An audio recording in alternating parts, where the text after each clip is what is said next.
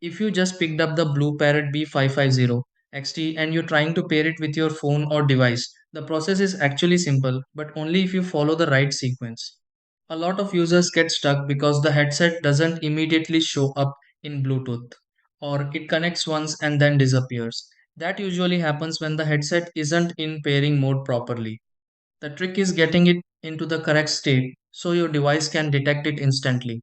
Once it's paired the right way, reconnecting later becomes automatic. Let's go step by step and make sure you nail it on the first try. Try these. 1.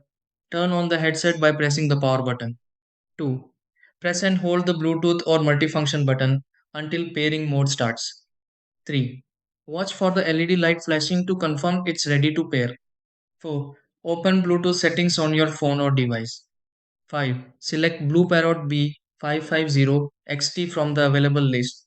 6. Confirm the connection and test audio or calls.